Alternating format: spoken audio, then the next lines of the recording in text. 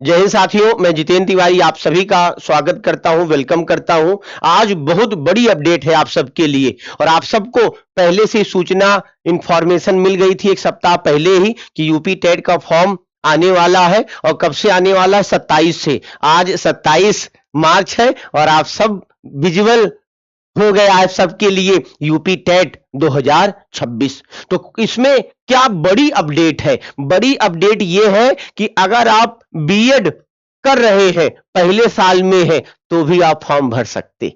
पहले क्या था, दूसरे साल वाला ही, भाई फाइनल ईयर वाला ही फॉर्म भरता था ना, अब फर्स्ट ईयर वाला भी फॉर्म भर पाएगा।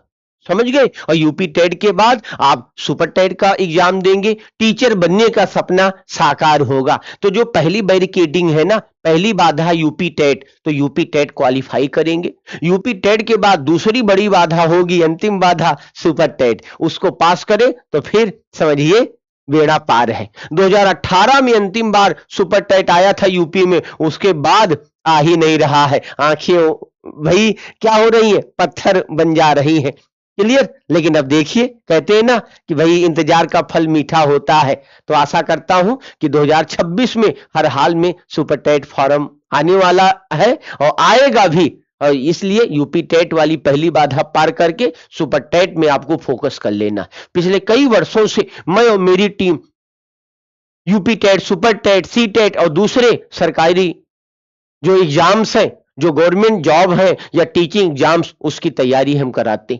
जो मैडम मैथ पढ़ाती थी, रीता मैडम, वो खुद भाई UP TET, C TET multiple times qualify है और इस समय गवर्नमेंट टीचर है।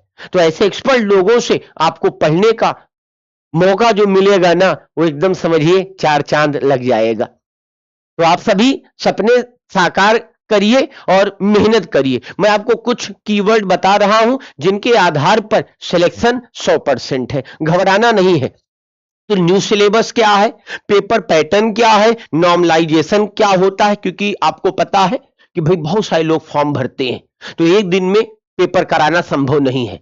तो कई शिफ्ट होती हैं, तो कहीं आसान होगा, कहीं कठिन होगा, उस बीच में फिर नॉर्मलाइज किया जाता है, नॉर्मलाइजेशन होता है। तो उसका फायदा उनको मिलता है जिनका पेपर कठिन था। आसान वालों को तो मिलेगा ही तात्कालिक, कुछ लोगों को दीर्घकालिक भी फायदा मिलता है। अब आपको पता है जो हमारा यूपी टेट है वो कौन देता है? वो लोग देते हैं जो 1 से 5 क्लास के टीचर बनना चाहते हैं। वो लोग भाई देते हैं जो 6 से 8 मतलब मिडिल स्कूल या जूनियर स्कूल के टीचर बनना चाहते हैं। अब दोनों का सिलेबस एक है या अलग अलग है? अलग है। जैसे इसमें अलग क्या होगा, 6 से 8 में एसएसटी सोशल साइंस देखने को मिलेगा, जो जिनका आर्ट बैकग्राउंड होगा। क्लियर? आर्ट बैकग्राउंड नहीं है जिनका, तो फिर साइंस बैकग्राउंड होगा, मैथ और साइंस वाला उनको पेपर देना पड़ेगा। इसके साथ साथ ऐसा नहीं कि वो भाषा 1 और 2 से वंचित रहेंगे, लैंग्वेज 1 और 2 वो भी उनको देना पड़ेगा। इनको सीडीपी भी देना है। क्लियर? हाँ, सीडीपी साइकोलॉजी सुना है आपने, तो भाई याद रखना। यहां पर क्या है, पेपर 1 में यहां मैथ अलग से आएगा। क्लियर? मैथ अलग से आएगा, चाहे आप आर्ट साइड हो और चाहे साइंस साइड हो। समझ गए? चाहे बीएड करे हो आप और चाहे आप भैया क्या करे हो, बीटीसी करे हो, डीएलएड करे हो। तो पहले जो इंफॉर्मेशन दी गई यूपी टेट के रिगार्डिंग, उसमें कहा गया कि बीएड वाले भी पेपर 1 भर सकते हैं।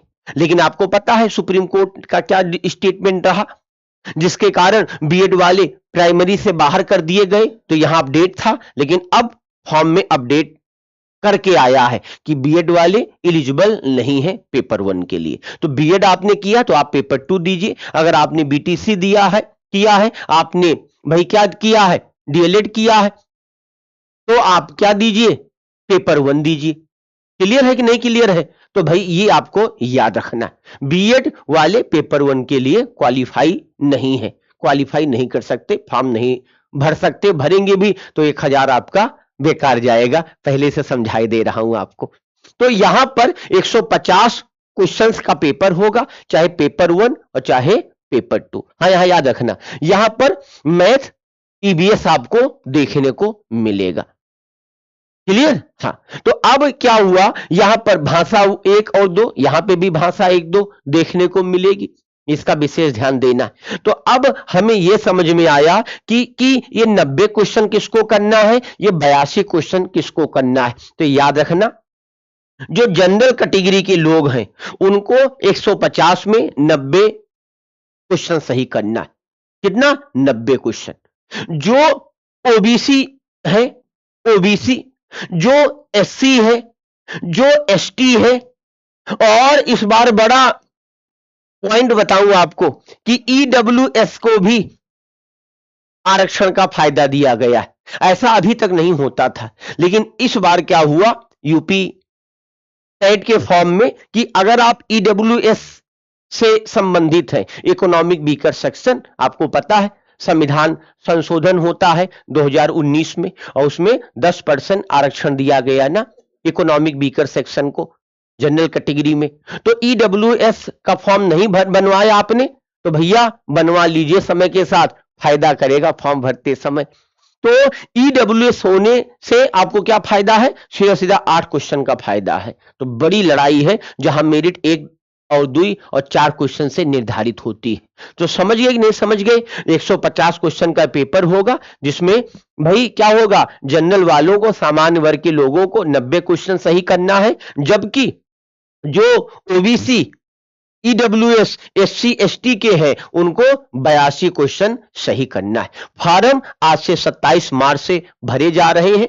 थोड़ी फीस महंगी है, हम तो कहेंगे कि भाई अथॉरिटी को फीस थोड़ी कम रखनी चाहिए। क्लियर। अब बड़े पैमाने पे फॉर्म भरता है, बहुत सारे लोग बेरोजगार हैं, तो ऐसे लोगों को ध्यान में रखते हुए कम से कम फॉर्म फीस भी निर्धारित की जाए। ओके। तो और भी जो भी जैसे अपडेट रहेगा मैं सारा आपको कराऊंगा, बशर्ते आपको एकदम कंसंट्रेशन बनाए रखना है। क्लियर रवि? तो ये भाई आपको एकदम नोट डाउन कर लेना है। किसी कोई डाउट हो मैसेज करना, सारे डाउट्स हम क्लियर करेंगे। टीचर बनने का सपना एकदम साकार होगा, और पहली जो बैरिकेडिंग है वो समझो आप पार कर चुके हो। बहुत आसान है, पेपर 1 और पेपर 2 दोनों क्वालिफाई करना। मिलते हैं अगले इंटरेस्टिंग वीडियो में। Thank you so much.